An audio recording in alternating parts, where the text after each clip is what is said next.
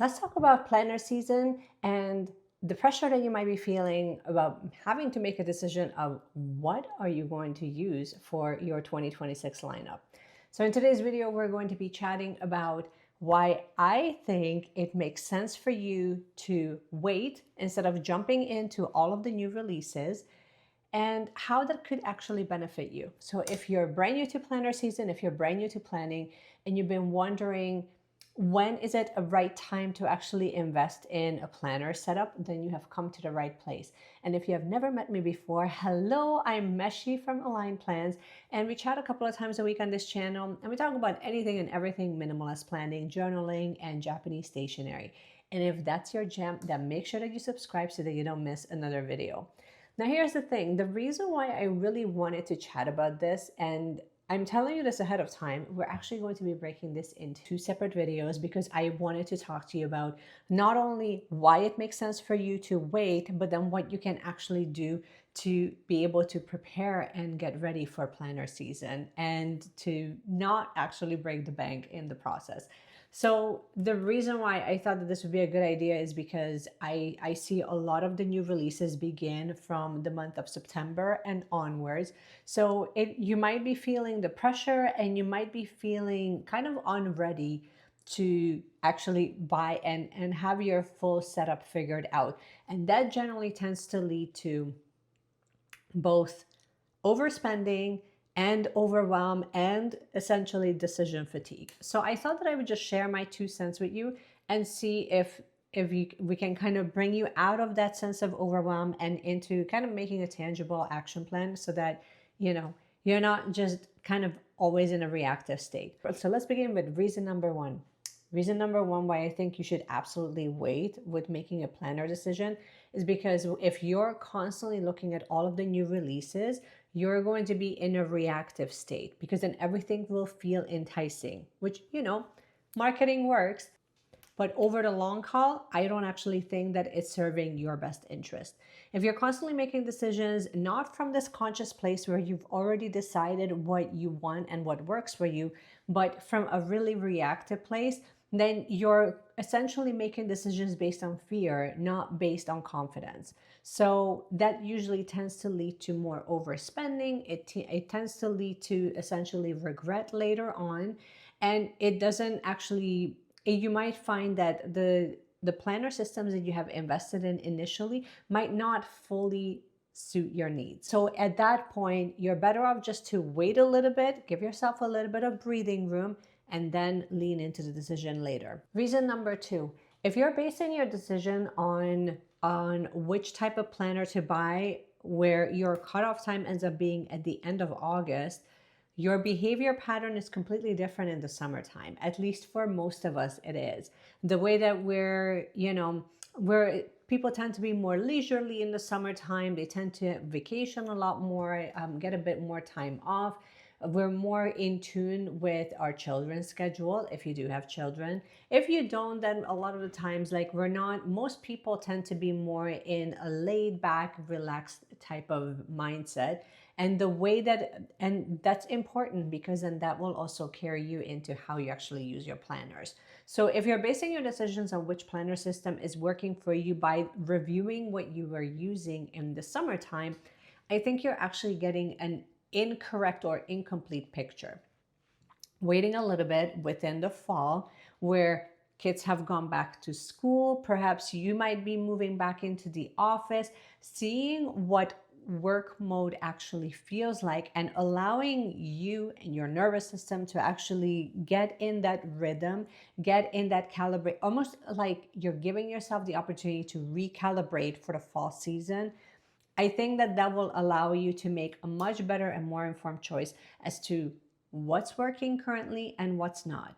The other part of that is also, I think that when you give yourself at least about a month or two of a breathing room, then it will allow you to review your current stash and see how you're using it. And I think that that's such an important aspect of kind of taking a look at what works for you, because keep in mind that you're constantly changing with the seasons, but your work and your life might also be shifting into its different season. So therefore, the tools that you will need within that different season will be it might be different than what you're currently using, and especially it might be different than what you were using in the summertime. So I think that acknowledging that you might be running in a completely different season altogether, and you might have some life changes. I mean, children go back to school, kids end up going back to college or university. Those are massive life changes. So acknowledging that, and then buying tools and investing in tools that actually support that transition, I think is a lot wiser than being in a reactive state. And reason number 3. By the way, if you're finding this video helpful and useful, and you're finding these tips helpful and useful, make sure that you subscribe to the channel if you haven't had a chance to just yet, and hit the notification bell. That way you get notified every single time that I release a new video. Okay, let's get back to reason number 3. So reason number 3 why I think that it would also make sense for you to just hold off a little bit. And I don't want you to misunderstand the word hold off. I don't actually mean that you should not invest in planner systems. I think that it's very helpful when you're kind of looking at the new releases, especially if there's a new update that's happening within a planner setup, or you're looking to make some adjustments to your current planner setup. So that might be in the ring system, where you might be finding that, you know what, the way that I was using it all the way up to August, it was helpful, but I no longer need about 5 different inserts that I had in there because it just feels really redundant. I personally had that, where I've changed the function of at least 2 of my planners, actually, just because the way that I was using them in the summertime are so fundamentally different than the way that I'm using them right now. So in the summertime, and actually even starting from January all the way up to about early summer, I had the Hobonichi Weeks, and the Hobonichi Weeks was essentially my on-the-go day-to-day planner. That was sort of like my life planner, where I would put in my schedule, my work schedule. I would put in personal events, literally anything and everything that I needed to have under my fingertips on the go. It was in that system. It was in that planner. And then by the summertime, I found that it was becoming really redundant because I was also using the traveler's notebook in the passport size. So I'm not going to have 2 separate systems that are on the go unless they serve 2 separate functions. So this duplication kind of made me realize that I only have about 2 options. One, I either reframe the way that I'm using it and see if that works for me, or 2, I just lovingly let it go, and I just kind of use the systems that I already have in place for having it as an on-the-go system. So I ended up changing its function, and right now I have to be honest with you, I'm still in the testing phase, where I'm kind of seeing if I can work out the kinks, just because when we say it's on the go, as you know, the Hobonichi Weeks is a smaller planner, so I have to be really careful. I have to be really mindful of the details that I can put in there and how large my writing is. So it's one of those things where I'm going to have to see if I'm actually going to be investing in another Hobonichi Weeks in 2026. And that just goes to show that it has very little to do with the fact that the planner is good or not, and it has a lot more to do with its function. And in my opinion, if it's not actually helping me achieve my goals, and it's not helping me move the needle and make my life easier, then it just becomes overconsumption, because then it's just collecting dust on my shelves. And I'm definitely a lot more aware, and I'm definitely on a mission to reduce that overconsumption as much as possible, even though I really love buying planners and I love investing in different stationery items. But there has to come a line as to how far am I willing to go for me to just have those things and then not actually use them. So having said all of that, I think that this time will allow me to basically test different systems to see if it's working for me or not, review older planner systems to see if they make sense or if it's time for me to just archive them. And this time period also allows me to kind of take a look at other creators, where I can see and where I can get new inspiration to see how else can those systems that I already have in place, how else can they be used, or how else can they be essentially recycled or reused.